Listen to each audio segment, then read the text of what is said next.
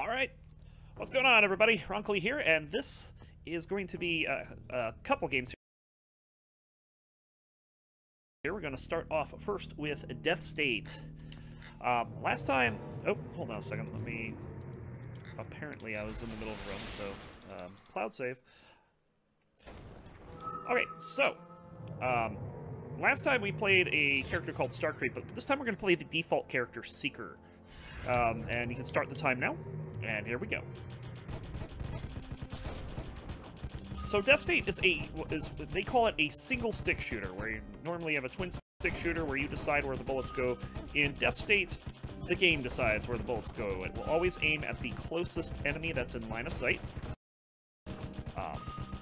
So you have to kind of plan out where you're going a little more consciously than you might have to otherwise. This guy's kind of in a really bad spot. Every floor is going to have one or more of those enemies. Those are like the mini-bosses of the floor, so to speak. They drop organs, and you can ingest the organs. That particular one gave me 10% damage. Every floor also has an item. And in the early floors, we're going to try to get the items. See what we get. This is the Jeweled Emblem. One half of a wombo combo. Maybe we'll get the other half. And some floors have some special events like this. This guy is called Zealot of the Architect, and he will also drop an item. So getting the items is very important, because if you don't get items early, or if you get bad items early, which is also possible,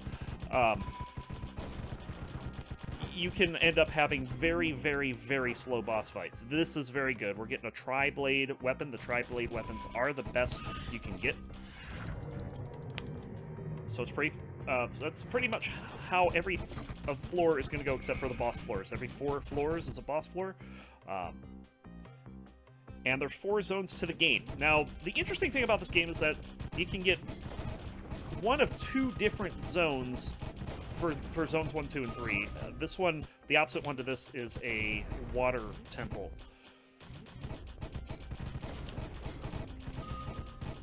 And we're going to get the mini-boss here. He should be pretty easy to kill. The thing with this weapon launches these meteors, and if I can line them up right, I can kill things really quick. That's fine. You'll also notice I'll tank a lot of hits, too. Health is pretty plentiful in this game. And here's our item. Let's see what we want. Oh, I'm going to take this. So this is a... this is called a Ruby Crossblade. And what makes this weapon pretty special is it's the fastest firing set of weapons in the game. And the item that I have to go with it is pretty good as well. Oops, whoa. Okay, so explain what just happened there. There are potions in this game. You do not know what the potions do. They will change every game until you actually use one, kind of like NetHack style, so to speak. And then they have random effects. That one resurrected everything I just killed, which is a bad effect, obviously. So around the first boss, this is kind of a bad first boss to get, but that's fine because we have a pretty good combo here. That Jeweled Emblem I picked up earlier combos very nicely with this particular weapon. He's going to take a ton of damage here. I'm okay with taking these hits. Like I said, health is pretty plentiful. Even the trash drops health. Let's go ahead and grab that just to be a little safe. We'll probably be back to full health or close to it here. So we'll try that. Oh, we're dizzy. Another negative effect.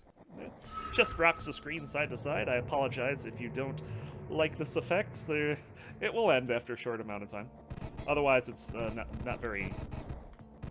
too negative.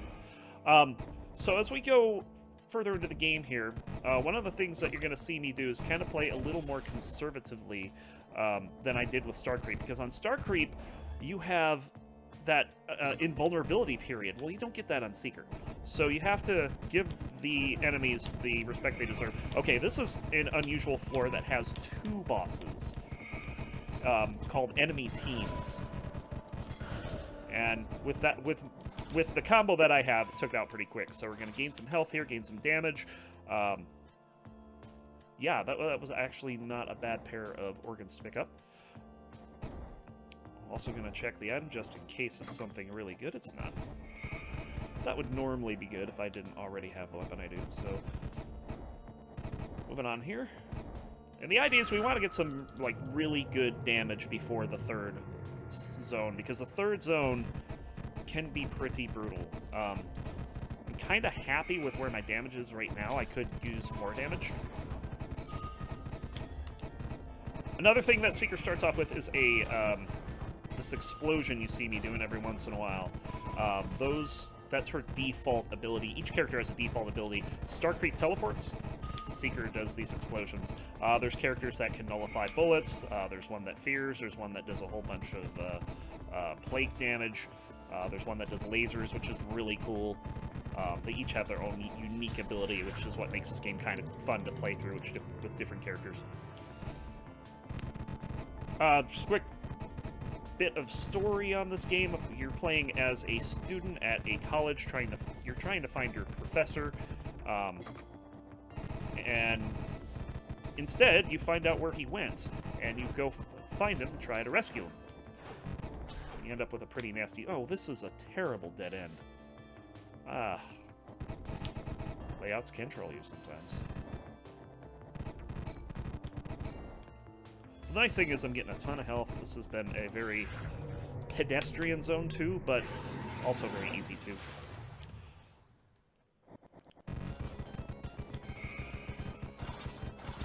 So the second boss here, and there's a pool of bosses. You don't get the same bosses every time. I'm gonna try to cheese this fight here as much as I can. She's not letting me get close though, which is bad. Yeah, okay, I'm gonna have to play this a lot more carefully here. Although I do have her down to, like, a quarter of her starting health here.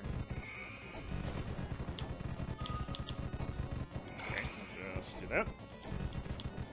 Might even take a little advantage of the crossblade here, especially with all these things exploding. We should be fine, though. Just gonna wait this one out. Oh boy, she is not playing nice. So we'll just wait a bit. Things do calm down eventually on this fight. And hopefully the AoE damage... Yep, AoE damage finishes her off. So get 2 more organs there. Damage is good. Let's see where we go. We go to the Vestibule. Alright, so the thing about the Vestibule is that enemies tend to have high health here. And because we don't have all that great of a build, we're going to have to be pretty careful. Yeah, like that. That was unavoidable there, I think. And the unfortunate thing is that the range on this particular weapon is low, but it's got super high damage. When you can get next to something, it really does damage. Let's see what this mini-boss does here. She's not doing a whole lot, so that's a good sign. She may not do anything, really. Oh, yeah, that's a really easy pattern. I can actually just get in here and finish her off pretty quick.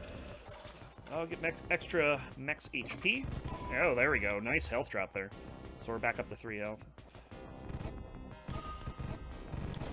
Gonna go ahead and pop this just to be safe. Hopefully we can take him out pretty quick. This guy can show up on multiple floors as well. He's got pretty high health, but a pretty basic pattern.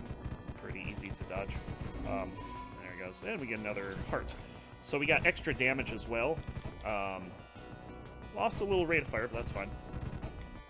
I'm going to pass on this chest here. But right now I just want to try to get out of this zone as quickly as possible.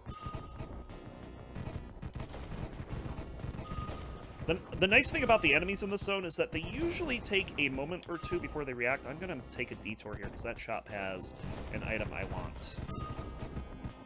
This is a grimoire here, and the grimoire is going to allow me to fire at range, which is something I desperately needed with this build. I'll take that. We'll take the speed. We'll hold on to the speed potion. Speed is kind of like a panic button. If I get surrounded or something bad happens, I can slow down time, which is really nice. Rate of fire. It's fine. It's rate of fine. Everything's fine. Nothing's on fire. So now that I have a pretty powerful grimoire here, I'm able to push a little harder because things are dying a lot faster.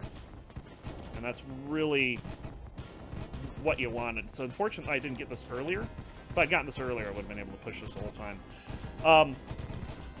The levels are, of course, randomly generated. This is a roguelike. But the one thing you can always count on is that you'll start at the bottom and you have to push to the top. Now, whether it's to the left or to the right depends on the layout. I banked on this being to the right, and I don't think it is.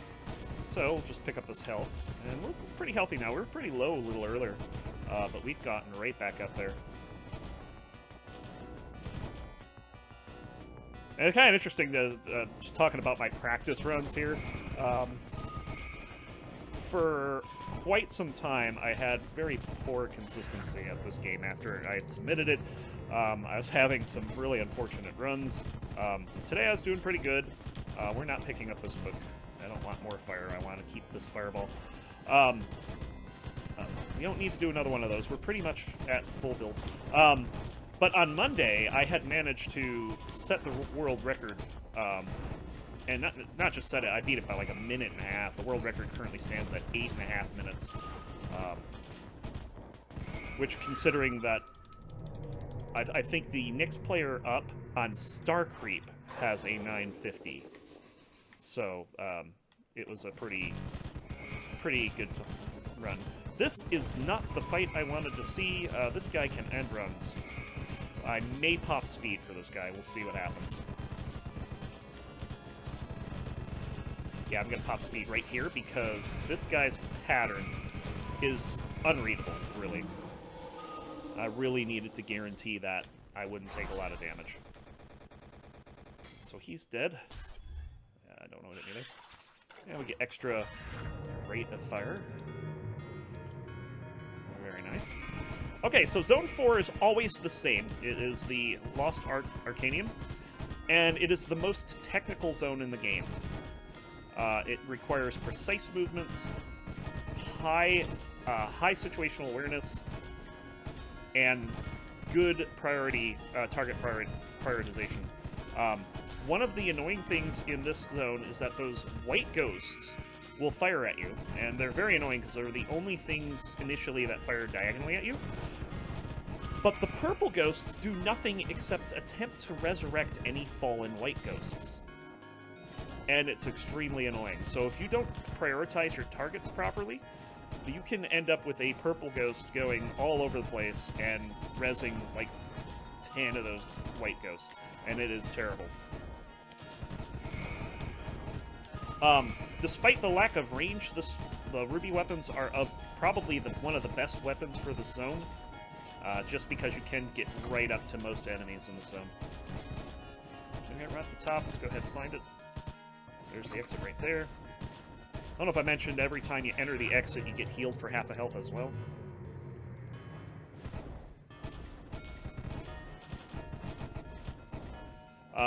The guys who made this game, they're called Bread Machine, and they're based out of Rochester, New York. They're totally cool developers. They're still developing this game. This is not the final version of the game, despite being out for well over a year now. And they're going to be adding new enemies. They're going to be adding, I believe, a seeded mode, and some other changes to the endless mode. I also have the record for the best endless run. I've made it to layer 31,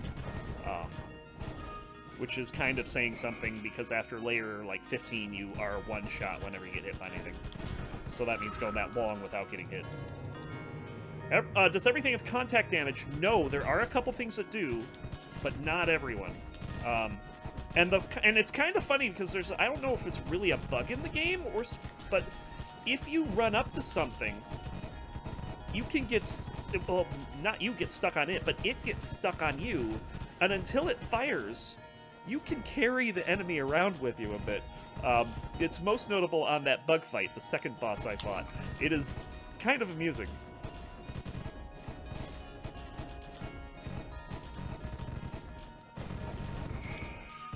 But yeah, this is going to be the final layer in the Arcanium, on the final boss. And the final boss is one of those bosses that he has one ability that's totally shocking when you see it the first time. And almost every time after that, it's like, oh, okay. We may not see it this time, though. Let's see what happens. This is the Primal Id. Spoiler alert, he is the soul of your professor. I have enough damage that I'm going to tank this up. So that's phase 1. We're not even going to see. He's got these black hole abilities. My sword blocked that. That's so good. Time's coming up. And it's time. And those gravity wells deal 5 hearts of damage. But we didn't even see it that fight because I had so much damage. So that's kind of... This is the kind of build you want on endgame. So that is a Deathstate Seeker. Hey, we posted a time. I'm interested in what it was. I don't think it was terribly good. But definitely came in under estimate, I'm sure.